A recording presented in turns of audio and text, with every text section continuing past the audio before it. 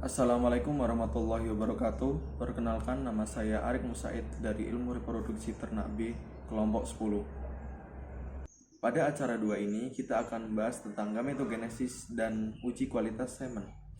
Gametogenesis adalah proses pembentukan gamet atau sel kelamin, yaitu meliputi gamet jantan, yaitu spermatozoa yang dihasilkan di testis, dan gamet betina, yaitu ovum yang dihasilkan di ovarium.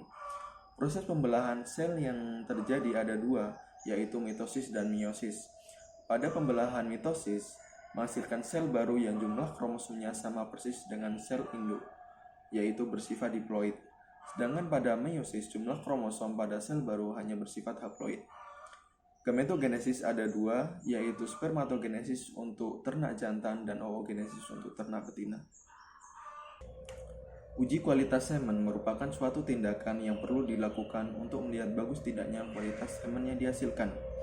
Uji kualitas semen dibagi menjadi dua kelompok, yaitu uji secara makroskopik dan uji secara mikroskopik.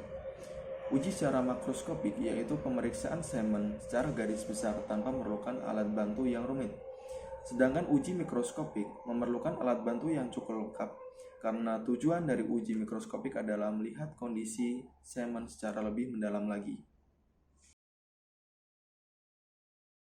Praktikum pada acara 2 membahas tentang gametogenesis dan uji kualitas semen, yang bertujuan agar mahasiswa dapat mengetahui proses pembentukan sel gamet jantan dan betina, mengetahui struktur morfologi sperma dan ovum, mengetahui fungsi-fungsi bagian sperma dan ovum, mengetahui proses terjadinya fertilisasi, dan agar mahasiswa dapat melakukan pengujian kualitas pada sperma. Manfaat mempelajari gametogenesis dan uji kualitas semen adalah agar perhatikan mampu mengaplikasikan pengetahuan mengenai gametogenesis dan uji kualitas semen untuk meningkatkan produktivitas pada ternak.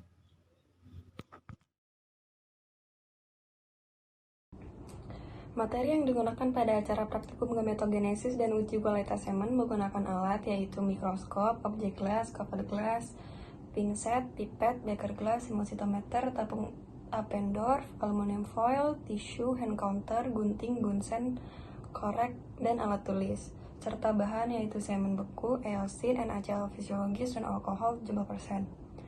Sedangkan metode yang digunakan yaitu diawali dengan mendengarkan penjelasan tentang proses terbentuknya gametogenesis pada ternak jantan dan betina. Lalu dapat dilihat proses terjadinya fertilisasi serta mengamati kualitas semen secara mikroskopis dan makroskopis.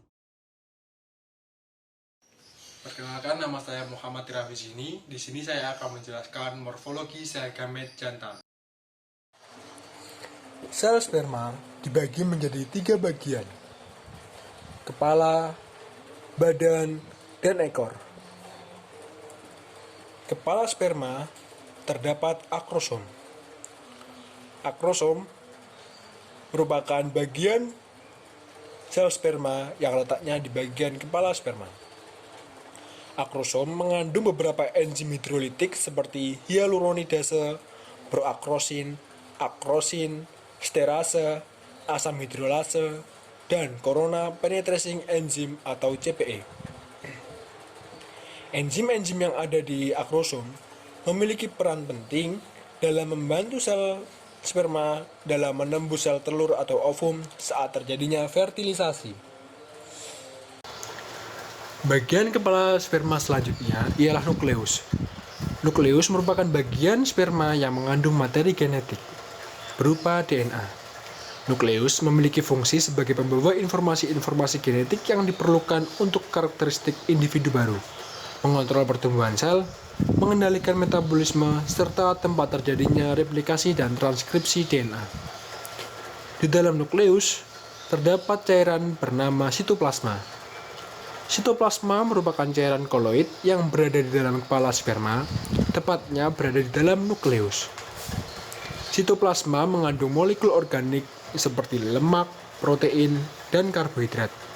Selain itu, sitoplasma juga mengandung garam mineral enzim, DNA, klorosom, dan ribosom. Sitoplasma sendiri memiliki fungsi sebagai pelindung nukleus, pemberi nutrisi, dan menjaga keseimbangan sel dan tempat terjadinya reaksi metabolisme sel. Bagian kepala sperma yang terlahir ialah sentriol. Sentriol merupakan bagian yang letaknya di bagian leher sperma. Sentriol tersusun atas dua komponen mikrotubula, di mana setiap komponen sentriol terdiri dari 9 mikrotubula. Sentriol memiliki bentuk tabung yang terbentuk dari sebuah tubulin dan sebagian besar berada di dalam sel eukariotik. Sentriol berfungsi dalam pembentukan silium dan flagela, serta berfungsi dalam pembelahan sel. Bagian sel sperma selanjutnya ialah badan sperma. Di badan sperma terdapat mitokondria. Mitokondria memiliki ukuran sekitar 0,2 hingga 0,3 mikron. Mitokondria memiliki bentuk spiral yang menyediakan ATP dan berguna sebagai pembentuk energi bagi sperma itu sendiri. Selain itu, mitokondria juga berfungsi dalam respirasi seluler. Bagian sperma selanjutnya ialah ekor. Ekor sperma terdiri dari dua bagian, yaitu bagian ujung dan bagian pangkal. Bagian pangkal berdekatan dengan badan sperma. Bagian ujung dari ekor sperma mengandung semua sarana untuk motilitas. Ekor sperma memiliki flagel yang berfungsi sebagai alat gerak sperma saat berenang mendekati ovum ketika terjadi proses fertilisasi. Gerakan sperma dibagi menjadi 4, yaitu maju lurus, maju namun tidak lurus, gerak di tempat, dan tidak bergerak. Selain dari ketiga bagian tersebut, sel sperma juga mengandung membran bernama membran plasma. Membran plasma merupakan lapisan paling luar pada sel sperma. Membran plasma memiliki kandungan berupa glukosa dan protein. Fungsi dari membran plasma yaitu sebagai pelindung sperma, sehingga apabila membran plasma rusak, maka sel sperma juga akan ikut rusak. Sekian penjelasan dari saya. Terima kasih.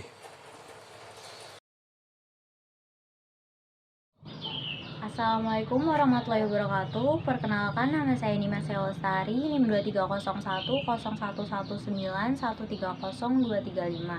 Saya di sini akan menjelaskan mengenai morfologi sel gamet betina atau ovum. Ovum sendiri adalah sel telur yang digunakan dalam proses reproduksi untuk menghasilkan individu baru yang ditemukan di dalam ovarium. Ovum terdiri dari beberapa lapisan, mempunyai sitoplasma dan mempunyai inti. Sitoplasma ovum mengandung semua materi genetik yang digunakan dalam proses pembentukan individu baru seperti protein, ribosom, tRNA, mRNA, dan materi lainnya. Selanjutnya, saya akan menjelaskan mengenai struktur dari sel gamet betina atau ovum. Yang pertama, itu ada sel granuloid atau biasa dikenal sebagai corona radiata, yaitu sel-sel granulosa yang mengitari oosit yang memiliki bentuk silinder dengan susunan radial. Fungsinya sebelum ovulasi adalah menyediakan sel telur dengan protein esensial yang bertindak seperti pembungkus gelembung. Saat terjadi ovulasi, lapisan tersebut melindungi sel telur saat berjalan menuruni tuba falopi. Corona radiata juga akan menyeleksi sperma sehingga hanya ada satu sperma yang dapat menembus corona radiata. Oosit sekunder mengeluarkan fertilizin untuk menarik sperma agar mendekatinya. Sperma harus menembus lapisan-lapisan dengan cara mengeluarkan enzim hyaluronidase untuk melarutkan senyawa hyaluroid pada corona radiata. Selanjutnya ada sitoplasma. Sitoplasma merupakan lapisan yang paling dalam yang membungkus nukleus, memberi nutrisi dan terjadi metabolisme ovum. Sitoplasma mengandung organel sel yang metabolik aktif seperti mitokondrion, retikulum endoplasma, dan badan Golgi. Sitoplasma berfungsi sebagai perantara yang mengangkut zat dari luar sel ke inti sel atau ke organel. Juga sebagai pelarut dalam semua protein dan senyawa dalam sel. Sitoplasma juga merupakan struktur vital yang mengelilingi sel yang berfungsi sebagai barier yang memisahkan bagian dalam sel atau sitoplasma dari lingkungannya. Yang ketiga itu ada membran vitelin. Membran vitelin merupakan membran yang berfungsi menghadang sperma masuk dan menutup jalan atau memblokade sperma yang telah masuk agar sperma yang lain tidak masuk.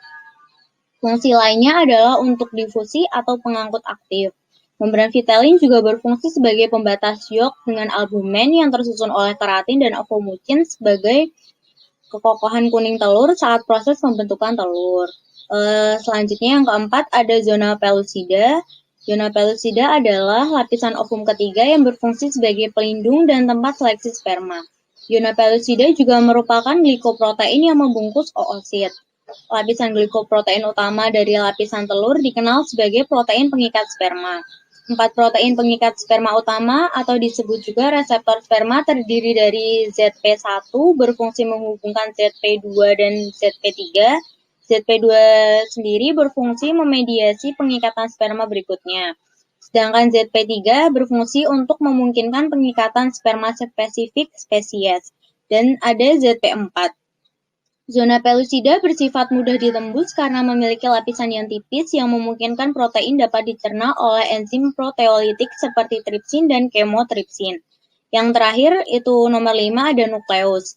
Nukleus merupakan inti dari sel ovum yang berbentuk bundar atau lonjong yang mengandung sebagian besar materi genetik sel dalam bentuk molekul DNA. Fungsi dari nukleus adalah membawa materi genetik dan sebagai pengatur semua aktivitas sel seperti mengelola, mengontrol, dan mengorganisasikan aktivitas sel. Nukleus juga berfungsi untuk menjaga integritas gen-gen tersebut dan mengontrol aktivitas sel dengan mengelola ekspresi gen. Sekian penjelasan mengenai morfologi sel ovum dari saya. Wassalamualaikum warahmatullahi wabarakatuh. Perkenalkan, nama saya Firda Tasya Kamila. Di sini saya akan menjelaskan tentang gametogenesis pada ternak jantan. Proses pembentukan sel gamet pada ternak jantan disebut dengan spermatogenesis. Spermatogenesis terjadi di dalam tubulus seminiferus. Kita langsung saja ya pada tahap-tahapnya. Yang pertama yaitu ada spermatogonium. Spermatogonium memiliki kromosom 2N atau diploid. Kemudian spermatogonium mengalami mitosis, kemudian menjadi spermatosit primer. Di spermatosit primer ini masih memiliki kromosom 2N atau diploid. Kemudian spermatosit primer membelah pada fase meiosis 1 dan menjadi spermatosit sekunder. Di spermatosit sekunder ini kromosom sudah menjadi N atau haploid. Kemudian spermatosit sekunder membelah pada saat meiosis 2 dan menjadi spermatid. Di spermatid ini juga memiliki kromosom N atau haploid. Kemudian spermatid mengalami diferensiasi dan menjadi sperma seutuhnya. Pada tahap diferensiasi ini, spermatid mengalami penyempurnaan sehingga menjadi sperma yang seutuhnya memiliki kepala, leher, dan ekor. Terima kasih. Perkenalkan, nama saya Vicky Gunawandanita Eka Putri. Saya akan menjelaskan materi mengenai oogenesis. Proses oogenesis dimulai dengan adanya mitosis dan meiosis. Mitosis adalah proses pembelahan sel yang menghasilkan 2 sel gamet yang identik. Sementara itu, meiosis adalah pembelahan sel yang menghasilkan 4 gamet yang masing-masingnya memiliki jumlah kromosom setengah dari sel induknya. Oogonium atau sel induk telur akan matang dan bermitosis menjadi oosit primer. Oosit primer sendiri nantinya akan bermeiosis menjadi 2 bagian menghasilkan oosit sekunder. Berbeda dengan proses spermatogenesis, pembelahan meiosis pertama pada proses oogenesis mengalami perkembangan sitoplasma yang tidak seimbang. Akibatnya, ada satu oosit yang memiliki banyak sitoplasma, sedangkan oosit lainnya tidak memiliki sitoplasma. Oosit yang memiliki banyak sitoplasma berukuran lebih besar daripada oosit yang memiliki sedikit sitoplasma. Oosit yang lebih kecil inilah yang disebut dengan badan polar. Setelah itu, oosit sekunder yang berukuran lebih besar akan mengalami pembelahan meiosis kedua yang menghasilkan ootit. Badan polar pertama juga akan membelah menjadi 2 bagian badan polar kedua. Ootit ini akan berkembang menjadi ovum apabila bertemu dengan spermatozoa alias sel sperma. Proses ini nantinya akan mengalami degenerasi atau perubahan. Jika setelah degenerasi OOT tidak bertemu dengan sel sperma dan pembuahan tidak jadi, maka siklus oogenesis terulang kembali.